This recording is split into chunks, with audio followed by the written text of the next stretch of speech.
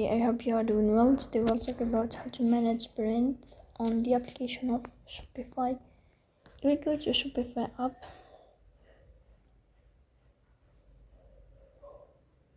In this page,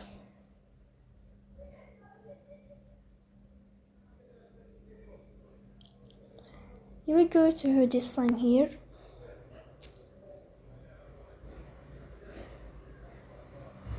You will click on settings.